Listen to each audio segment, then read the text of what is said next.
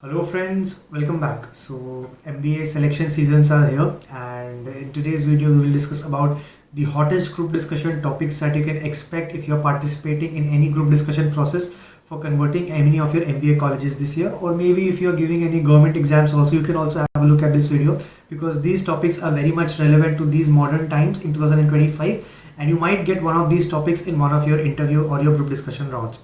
So I'm covering 5 topics here, 5 latest, recent, current and hot topics, and I'm going to explain all of these 5 topics in extreme detail. So just go through this video and try to understand and pick up the concepts, and I'm sure this video will be useful to you. So let's not waste a lot of time and begin the video. So the first topic that I have chosen is crime against women. So it is a very recent topic, and I will cite the example of a 31-year-old doctor at RG Kar Medical College in Kolkata's hospital who got raped and murdered this last year, and it raised the issue whether women are at all safe anywhere, whether in educational institutes, at their workplace, at hospitals, streets, or even while driving. Is it enough being done by the government, law enforcing agencies, and the entire society as whole, and we as citizens? So we will discuss about this. So this particular area will constitute the introduction. This particular area will contribute the conclusion. Here we will discuss about the reasons, and here we will discuss about what possible steps the government and the society and our NGOs can take cohesively and together to ensure that the crime against women is drastically reduced. So let us begin with the reasons why crime against women happen in our country. तो सबसे पहले देखिए, lack of safe public spaces. There is a dearth of safe and well-lit streets, and inadequate public transports are there, and this can lead to harassment and assaults. You can cite examples of women traveling in buses and metro stations, and adequate safety measures are not there. Even cab में भी अगर women travel कर रही है तो 100% safety नहीं है.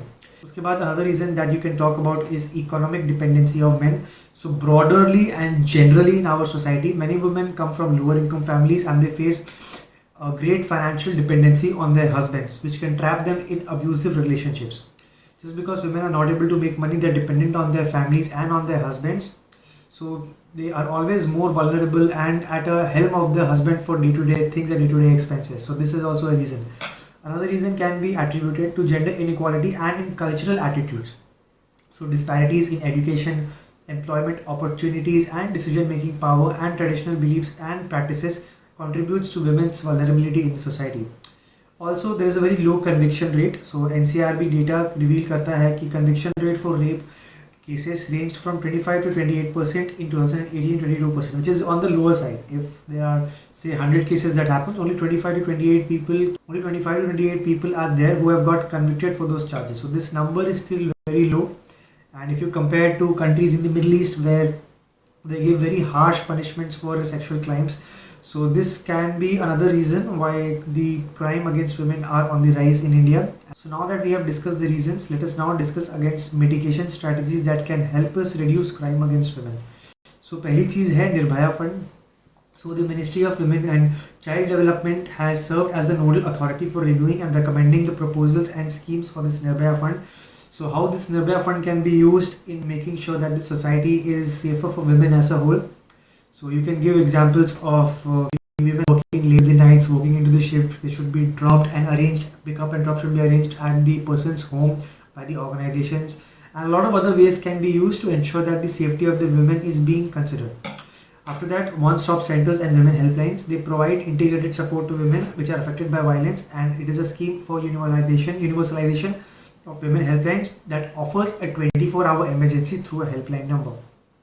Another thing that can be done is that a working women hostel scheme can be brought up, which mentions that safe and conveniently located housing should be done for working women, and daycare facilities should also be provided for their children. उसके बाद investigation tracking system should be made and inaugurated for sexual offences. So all the states and union territories should monitor and track and should ensure that time-bound investigations are happening in case of any sexual assault cases that are happening in their territories, in their states. And another thing that can be done is that we can do a lot of awareness programs at a grassroots level, where awareness programs and publicity campaigns on women's rights, a lot of workshops can be held, cultural events, seminars, trainings, dramas, nukkad nataks. These can be organized in villages and in smaller talukas of the country. Even urban citizens should be given workshops and trainings on how they should conduct themselves in front of females and how their participation is extremely crucial in reducing crime rates against women. So these are all the probable solutions that we can talk about. And yeah, so you can conclude the topic by discussing that strict execution of law, proper police training, proper training of the forces, utilization of technology, increased women's representation in the government and in NGOs, and the impact assessment must be done to ensure that there is adequate enforcement of all the policies that we are trying to bring in, and a total cohesion and participation of all the sections of the society and all the organizations, which includes the government, which includes the NGOs, which includes the corporates and the other organizations of our country, will ensure that we are reducing the crime rates against women on a significant basis. So moving forward to the next topic. The next topic that I have taken here is whether India should host the 2036 Olympics. Is it going to be a national opportunity for us where it is going to depict a certain element of soft power, or is it going to turn out to be a huge financial burden for us? So let us first introduce the topic. So Indian Olympic Association, which is the IOA, has pitched to the International Olympic Committee to host the 2036 Olympic Games in India, and Ahmedabad has been proposed city for conducting the same. A letter was sent in 2024 October, and it was believed that Narendra Modi and the Home Minister Mr. Amit Shah are backing India's bid to host the Olympics at 2036. So let us now discuss the pros and cons pertaining to India's hosting the 2036 Olympics. So let us now analyze what are the pros, what can be the pros. The first pro can be that it will lead to significant economic growth and job creation opportunities. If you see by examples, the 2012 London Olympic Games contributed about 9.9 billion pounds, which is approximately 12.4 billion US dollars to the UK economy, and generated thousands of jobs in construction, retail and hospitality. Boost to the sporting infrastructure also, because 2008 Beijing Olympics is already in 12 state-of-the-art sports venues that continue to hold many international tournaments, and where their in-house sports people can also participate and work on their skill set. After that, another pro that can be discussed is that it gives a huge impetus to multiple sports. So as far as India is concerned, currently we are a cricketing nation majorly, and it can transfer our country from a single sport nation to a multiple sport nation. So Olympic 2036 can give us a boost to sports like badminton, tennis, athletics and others. And there are certain sports like badminton, boxing, wrestling where India has already been bringing medals, and an opportunity to host Olympics in our country can ensure that we are bringing more medals to our country also. And the last pro that can be discussed here is that there will be a huge global prestige and cultural promotion that might happen. If India is hosting the Olympics, it can become a huge platform to project soft power. The Olympics can highlight our rich custom, our rich history, our cultural diversity, our technological advancements and prowess, and it can position India as a modern superpower. So these are all the pros that can be discussed. And now let us discuss about certain cons. Certain cons that can be discussed is it can cost a huge financial burden and cost overruns. See, generally in 2024 when the Athens Olympics was held, it costed $15 billion and it contributed significantly to Greece's debt crisis. The 2016 Rio Olympics also had a budget of 13.2 billion, but it has been observed that whenever a certain budget is kept for Olympics to be conducted in a certain city, these budgets often tend to overrun. Suppose जैसे 20 billion का budget रखा है तो कभी कभी 35-40 billion तक cost चला जाता है, which is approximately 1.5 to 2 times more than the budget that was expected. So this can lead to a huge financial distress for the company, and specifically for a country like India, which is a developing nation, certain financial burdens and cost overruns like this could turn to be disastrous. Next, we will discuss about the underutilized infrastructure. So many Olympic venues have fallen into disuse after completion of the games. Greece's state-of-the-art facilities from the 2004 Athens Games has been poorly used. Similarly, Brazil's 2016 venue games also are still unused. So basically games खत्म होने के बाद जो stadiums जो बनते हैं, they are in complete tatters, and the government and the sporting authorities are not doing enough to maintain these sports stadiums to be utilized by the in-house players and the in-house citizens. So this is also a major con that you can discuss about. Next, we can discuss about the social and the environmental impact. So mega events like the Olympics often result in social impact and environmental degradation. Over 1.5 million residents were displaced to make way for Olympic infrastructure. And last, A con can be the challenge of execution. So hosting the Olympics requires flawless execution. The 2010 Commonwealth Games, which was held in Delhi, faced severe criticism for many delays, rampant corruption, and infrastructural breakdown. So yeah, if Commonwealth Games, which was held in 2010 in Delhi, caused so much of problems with so many scams coming around and so much criticism in terms of the execution. An Olympic event, hosting an Olympic event is a different ballgame altogether, and the challenges in execution will be there. So yeah, this also has to be taken into consideration. And now let us wrap up this topic. So in terms of conclusion, what we can discuss is that India must approach this bid with strategic planning, sustainable practices, and a clear focus on long-term benefits to ensure that the event becomes a milestone in the nation development rather than being a cautionary tale. So yeah, this was about this topic. Now let us move to the next topic, which is quick commerce. So a very pertaining topic considering to the modern times, and quick commerce basically means the rise of companies like Swiggy, Instamart, Zepto, Blinkit. And is it actually an urban necessity, or do you actually consider it as a wastage of resources? So let us now quickly go through the introduction part.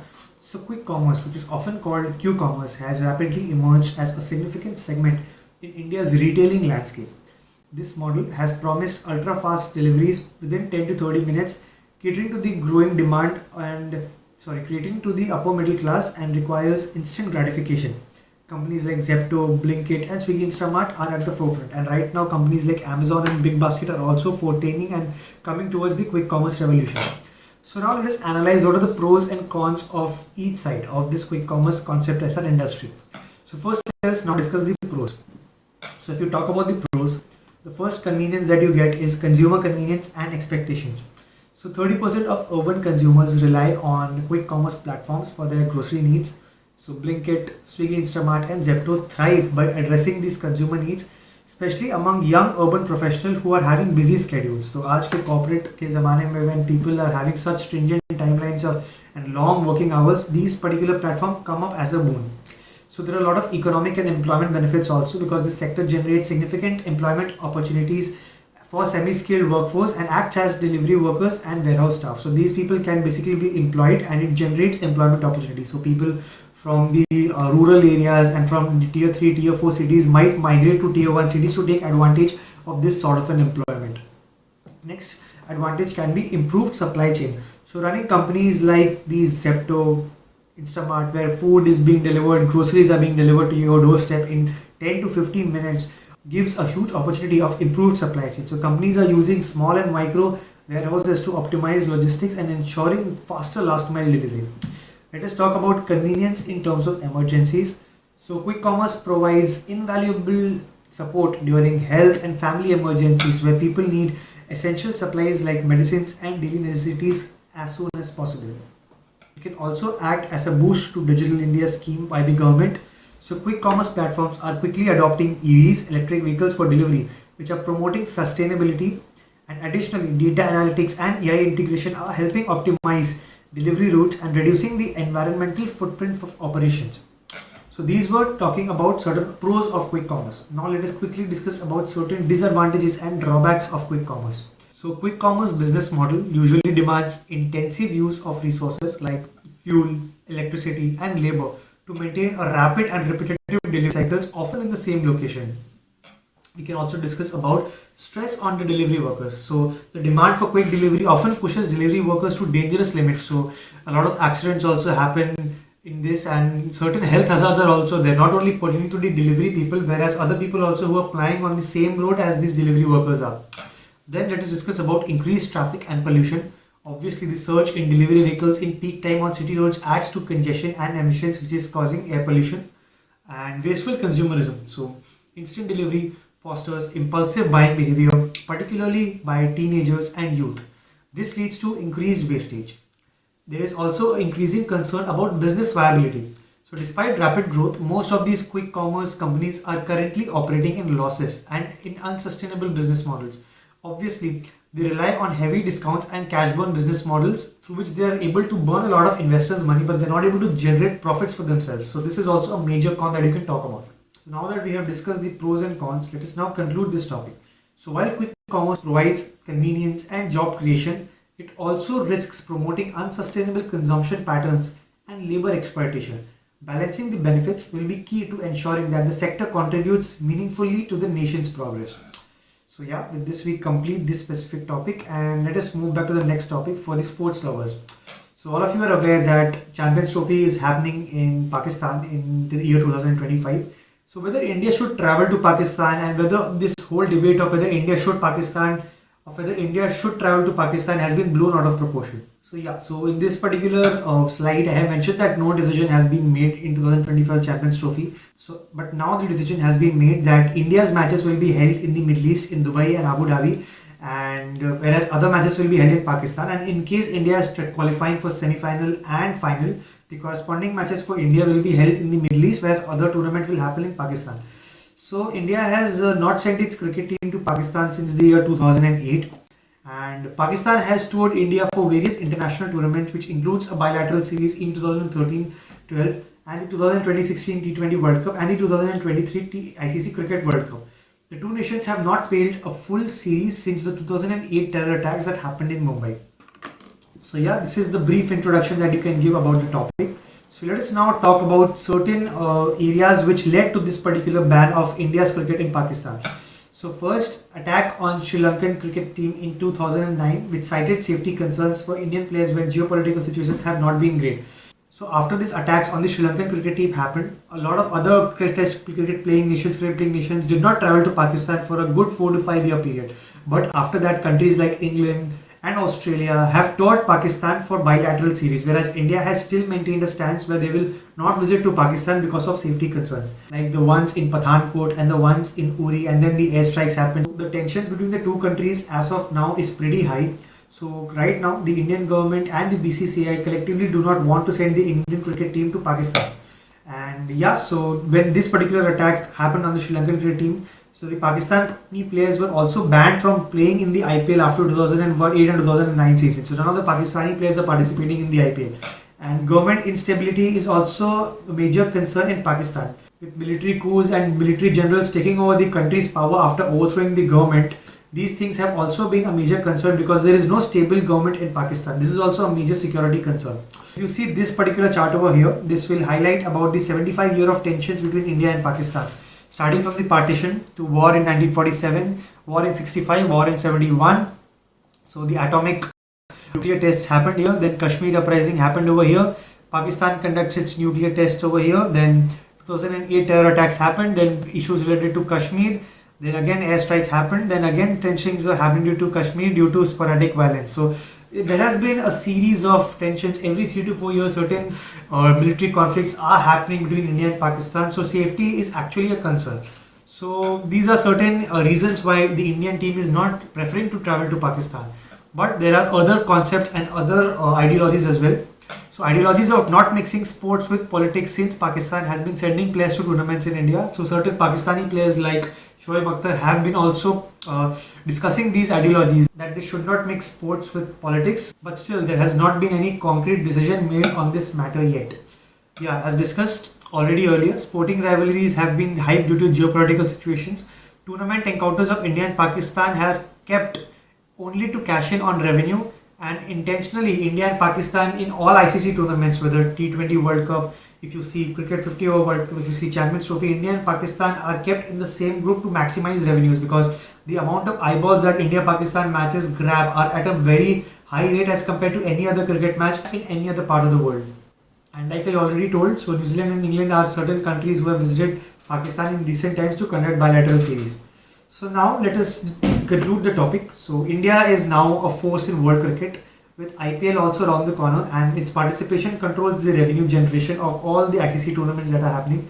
It is a third venue for India's participation, hence a second venue which I already told you earlier, that is Dubai and Abu Dhabi in the Middle East, have been confirmed for India's participation, because India's travel to Pakistan will not happen and it cannot be avoided. So the crux is that India needs to participate for the broadcasters and for the board money and for the cricketing boards to make their money. So yeah, the conclusion is that India will not travel to Pakistan and India's matches will be played in the Middle East. So with this, we move to the last topic of today, and that is about slowdown in the auto industry.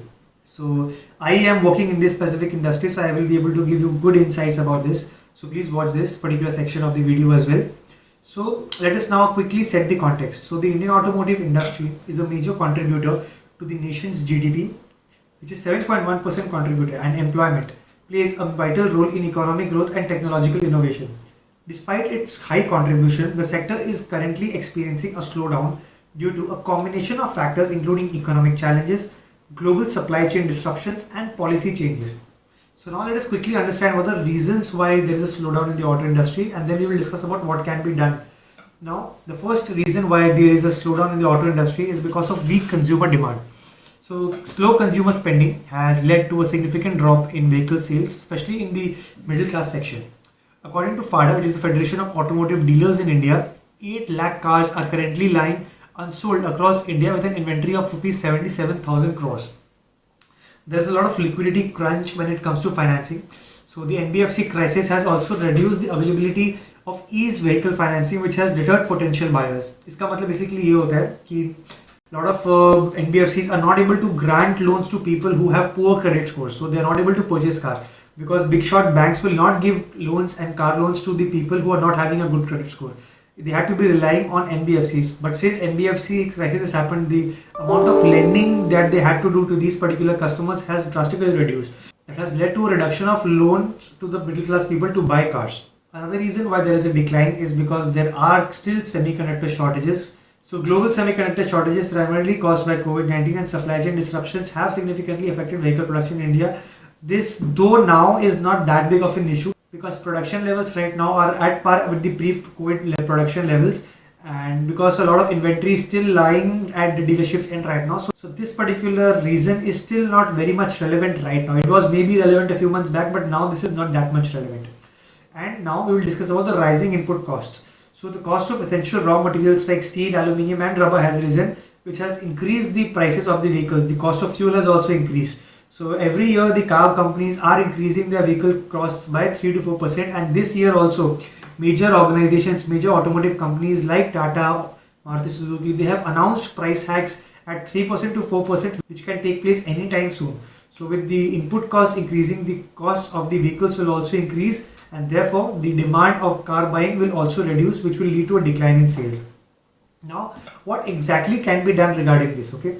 So the first thing that can be done is by enhancing local manufacturing of semiconductors, collaborating with the government to develop domestic semiconductor manufacturing to help stabilize production and reduce reliance on imports. This is a good long-term strategy for a country like India, where